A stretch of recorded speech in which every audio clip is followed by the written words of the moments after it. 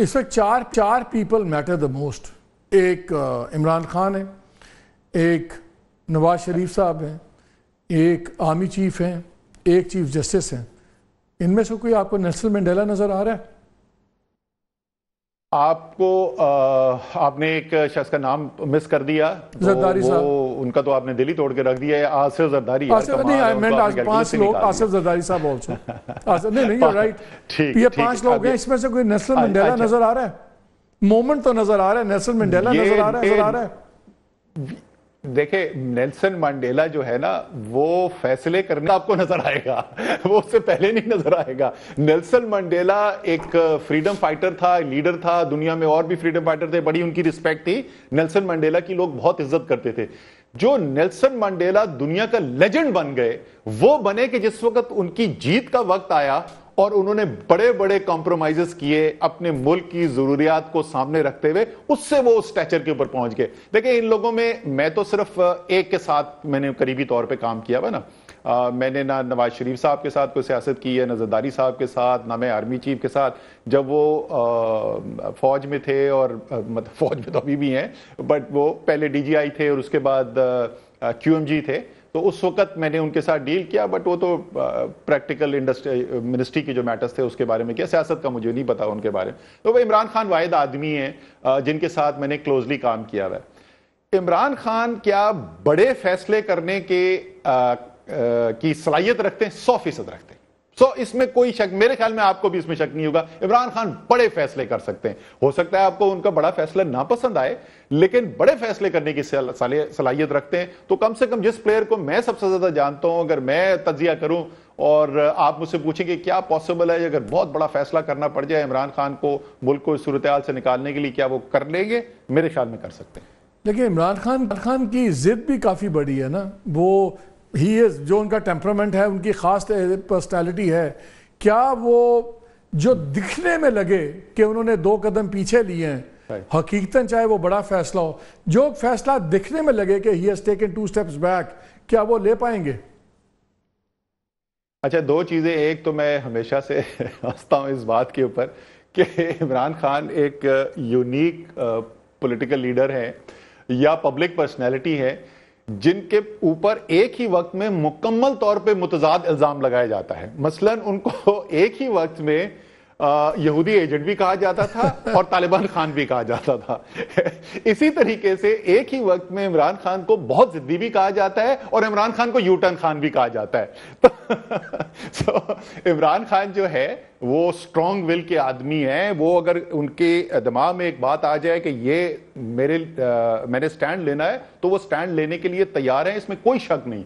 लेकिन इमरान खान मौके को देख के अगर उनको लगता है वो क्या, मैं उन्हीं के अल्फाज आपको इस्तेमाल करता हूं वो जो हमेशा करते थे, मैं अपने ऑब्जेक्टिव पे कॉम्प्रोमाइज करने को तैयार नहीं हूं, उस ऑब्जेक्टिव के पहुंचने के लिए रास्ते पे कॉम्प्रोमाइज करने को तैयार हूं। तो मेरे ख्याल में, जैसे मैंने कहा कि सलाहियत है, क्या वो करेंगे ये मुझे नहीं पता, ये जाहिर है मैं नहीं कह सकता, ये तो वही बता सकते हैं। लेकिन मेरे ख्याल में उनका पुराना करियर अगर देखूं, उनकी मैं पर्सनालिटी को देखूं कि क्या उनमें ये सलाहियत है, क्या ये मुमकिन है कि वो ऐसा बड़ा फैसला कर सके? बिल्कुल कर सके। क्या कोई ऐसी चीज हो सकती है कि मिड टर्म पोल्स की आज एग्रीमेंट हो जाए टॉक्स में, चले ये भी 2.5 साल हुकूमत कर लें, वो भी 2.5 साल सब्र कर लें और फिर हो जाए? वरना ना उन्होंने हल्के खोलने हैं, ना उन्होंने हुकूमत इनको पकड़ानी है।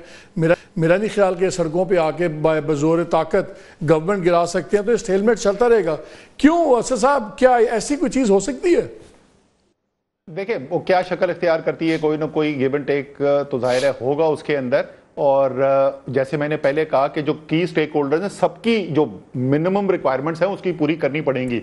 ये नहीं हो सकता, मैं आपको जो पहले बोल रहा था कि जिस वक्त ये मई 9 मई के बाद जो है ना, कोई महीना एक बाद की बात है तकरीबन, तो मेरे एक साथी ने, उस वक्त के PTI के साथी ने मुझे अप्रोच किया। उसने कहा जी देखें, हम सब चलते हैं और शाह साहब को भी बोलते हैं और फलाना फलाना, और हम सब चलते हैं खान साहब के पास, तो उनको हम कन्विंस करते हैं कि देखें आप ज़रा एक स्टेप पीछे ले लें और आप जो है पार्टी को बचा लें इस वक्त, और इलेक्शन हो जाएगा और हम चले। मैंने कहा बात सुनो, तुम कहने की कोशिश ये कर रहे हो कि हम इमरान खान को जाके ये बोलें कि खान साहब ऐसा करें कि आप ज़रा 5 साल अडियाला बैठे और हम सब आपके वोट बैंक के ऊपर जो है ना हुकूमत करते हैं, हम अपनी वजारतें चलाएंगे, मजे करेंगे और आप अडियाला बैठे हो। अक्ल की बात करो यार। सो जो भी सोल्यूशन होगा इसके अंदर तमाम की स्टेक होल्डर्स का, सिर्फ तहरीक इंसाफ और इमरान खान का नहीं, बशमूल तहरीक इंसाफ और इमरान खान, उनकी जो मिनिमम रिक्वायरमेंट्स हैं आपको कुछ पूरी करनी पड़ेंगी।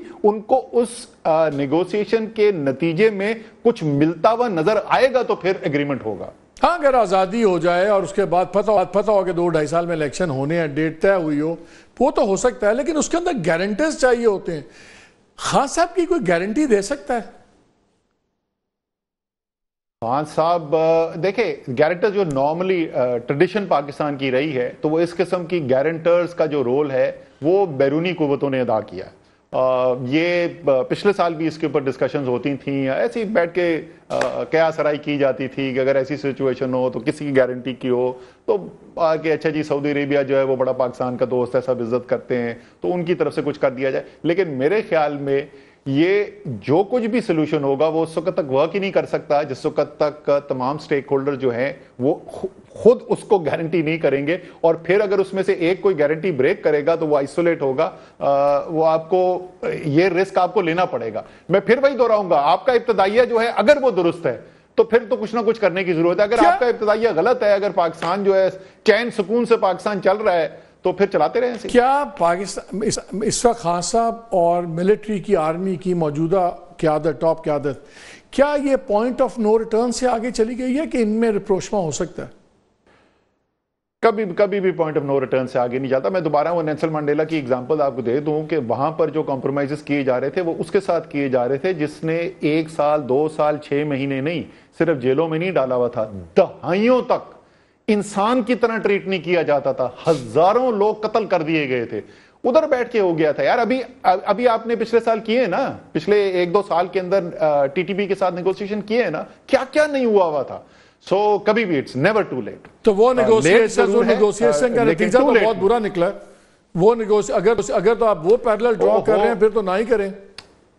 मैं पैरेलल नहीं ड्रॉ कर रहा हूं, मैं आपको सिर्फ ये कह रहा हूं कि जिस सूरत हाल से वहां पे गुजर चुके थे उसके बावजूद भी आप साथ बैठ के बात करने को तैयार हो गए ना। फिर आपने अच्छा नेगोशिएटेड सेटलमेंट किया, बुरा किया, वो एक अलग बात है कि क्या उसकी टर्म्स होनी चाहिए, क्या नहीं होनी चाहिए, लेकिन आप करने को तो तैयार थे ना। अच्छा, पिछली हुकूमत भी तैयार थी, खान साहब की हुकूमत भी तैयार थी, ये हुकूमत भी तैयार थी। I don't want to run out of time, लेकिन एक सवाल पाकिस्तान में बड़ा इंपॉर्टेंट होता है, वो होता है डॉलर की कीमत का।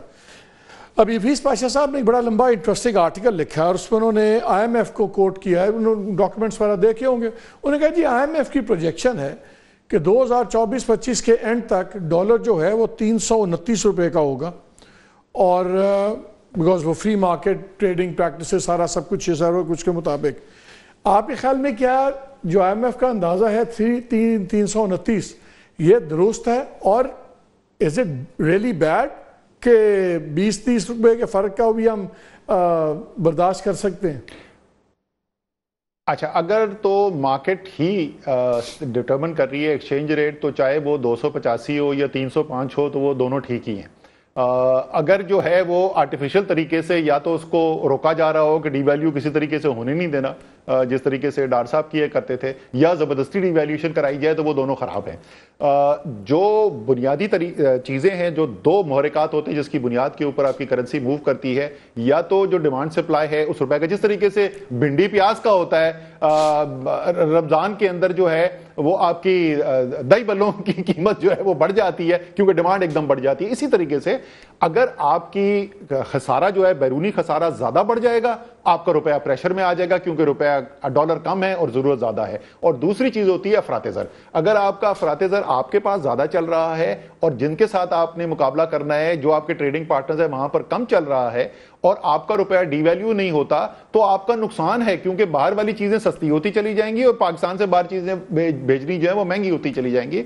इसलिए ये जो हमने एक पतनी मर्दानगी का एक पैमाना बना दिया है कि डिवैल्यूएशन होना जो वो खराब चीज होती है, ऐसा नहीं है। आपको अगर आपने कम अफराते ज़र रखा हुआ है, आपकी एक्सपोर्ट्स अच्छी हैं, आपके करंट अकाउंट डेफिसिट्स नहीं हो रहे, तो उससे कुदरती तौर पे रुपए जो है वो स्टेबल रहेगा। और ये तरीका है रुपए को स्टेबल रखने का। तो अगर आईएमएफ ये प्रोजेक्शन कर रही है तो आईएमएफ इस बुनियाद पे कर रही है कि वो कह रहे हैं कि अभी भी अफराते ज़र कम होने के बावजूद जो अमेरिका का अफराते ज़र है और हमारे ट्रेडिंग पार्टनर्स का अफराते ज़र है, उससे बहुत ज्यादा अफराते ज़र होगा। इस वक्त की सूरत हाल ये है कि अमेरिका में 3% से जरा सा कम इस वक्त सीपीआई चल रहा है और पाकिस्तान के अंदर जो है वो 15% से ऊपर है। तो हमारा उनसे 5 गुना ज्यादा अफराते ज़र चल रहा है। ऐसी सूरत हाल अगर आगे चलेगी तो रुपया बिल्कुल डिवैल्यूशन की तरफ जा सकता है।